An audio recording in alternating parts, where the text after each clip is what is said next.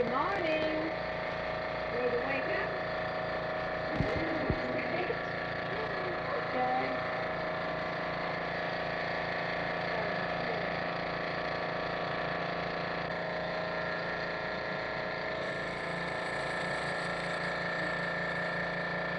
Okay. Breathing deep now. Wake up a little bit this morning. Breathe deep now. Blow it out. All the way. Deep, deep, deep. All the way. Okay. Dennis was 6 when we discovered that he had cystic fibrosis. We were on a trip in the Valley of Texas with a group of young people from our church doing vacation Bible school work, and he was staying with my sister and parents in Longview. They took him to their family doctor to get a shot his allergist had given him, and this pediatrician in Longview was sharp enough to diagnose cystic fibrosis from the symptoms he had. We had had several good pediatricians in 3 different towns where we'd lived who had not been able to diagnose it. And this is a real problem. Many doctors today still don't know how to diagnose cystic fibrosis. But we were there, and this doctor was quite sure, and it was a very traumatic experience at first. Later we came to accept it, and we worked through the grief and the trauma. We learned a great deal in a few days. We found out it's not nearly as hopeless even now as it was just 5 years ago, and that there's a great deal of hope. We've changed our life a great deal. But in all honesty, our life is probably more normal now than it was before he was diagnosed, because he does a lot better now. He doesn't have these coughing spells at night, and he's really in better health now that he's getting the proper diet and treatment. And at first we heard he'd be sleeping in a tent, taking these treatments 2 or 3 times a day, having a special diet, and maybe being in the hospital some. And we thought, you know, how can you ever adjust to that? But we're as normal as any other family now. You get used to it. It's a routine. It's not that bad. 10 times. 1. No, I'll go 8. 2. 7. 3. All right, I'm gonna come 6. 4. 5, go. Give me 5.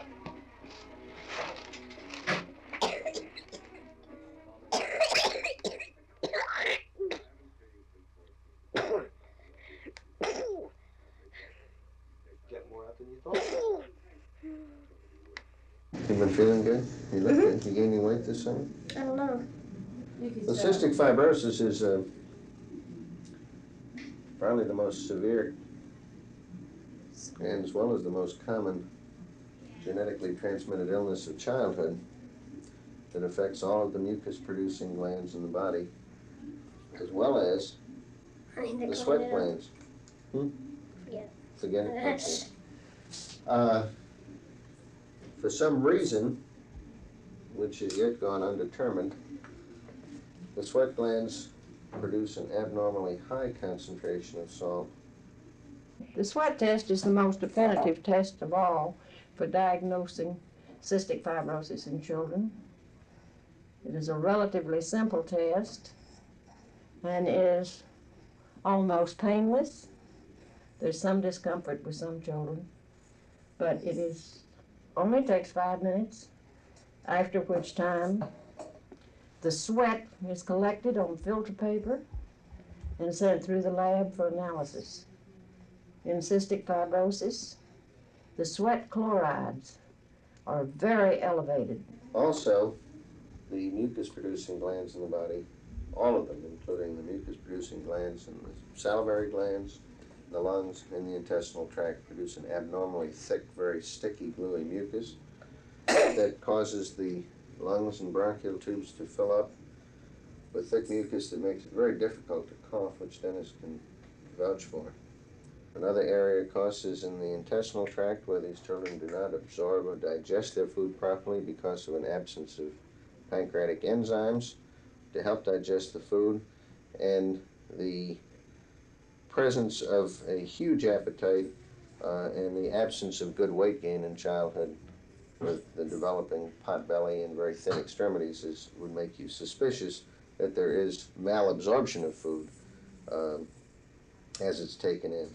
The third area that we look for most commonly is in the production of an abnormally salty taste to these youngsters when they perspire, and oftentimes during the hot weather we see children come in with actually salt crystals just deposited around the hairline from being out in the hot weather.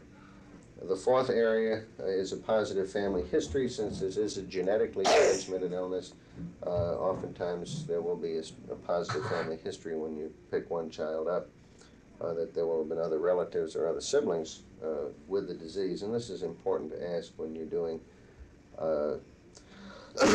any counseling as far as the children are concerned. Where both parents are carriers of cystic fibrosis, 25% of all offspring will have the disease. Now the Ingrams have chosen adoption. Well, we had Brad. Dennis was 3. We didn't know then that Dennis had this inherited defect.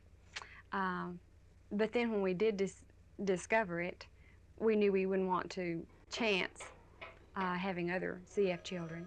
And we knew we definitely wanted a girl, and so we thought the surest way to get it was to go through adoption. Okay, Dennis, let's check and see how well you can expand your chest. Take a great big deep breath in. Big, big, big. That boy, now blow it all out. Oh, that's terrific. That's very, very good. You do that to check how well he can expand and contract his chest. Now with your mouth open, breathe in and out. Good.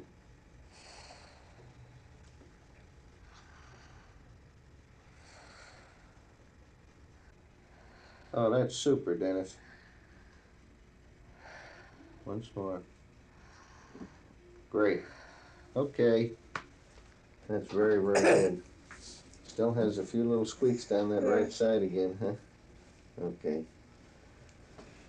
Now, as far as treatment is concerned, our biggest problem is there's no specific answer to cystic fibrosis. We don't know what the biochemical defect is that causes the alteration in mucus, so treatment is basically at this point totally symptomatic.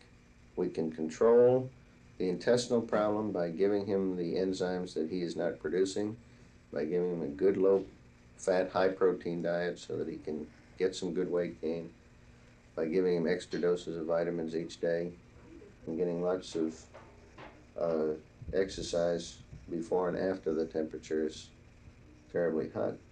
Cystic fibrosis isn't that bad because, and I know about that.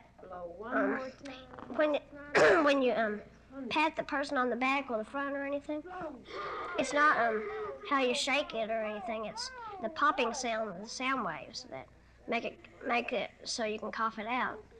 And even though you cough some of it out, sometimes it always comes back again. You know, not as much though.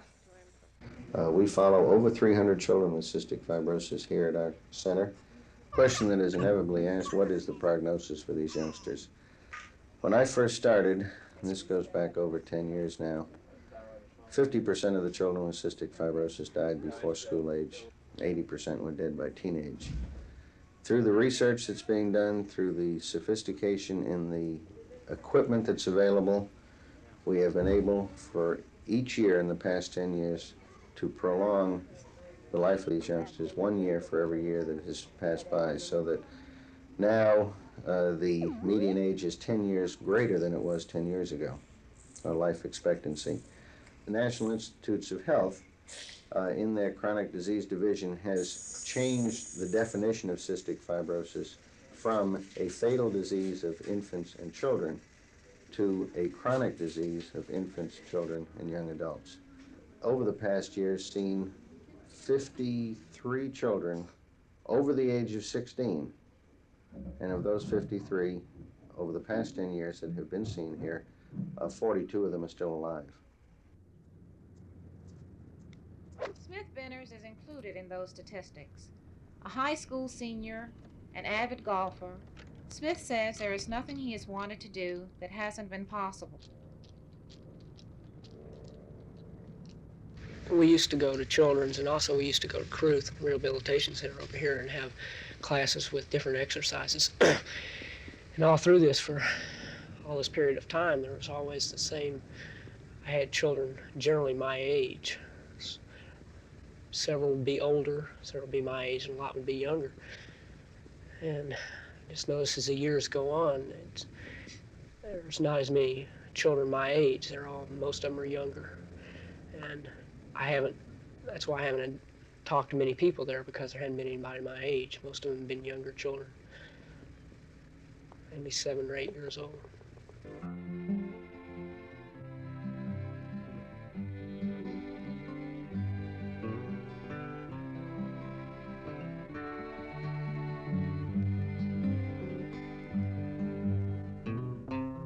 Give the kids a chance to live. Let them live like other children. Give the kids a chance to live.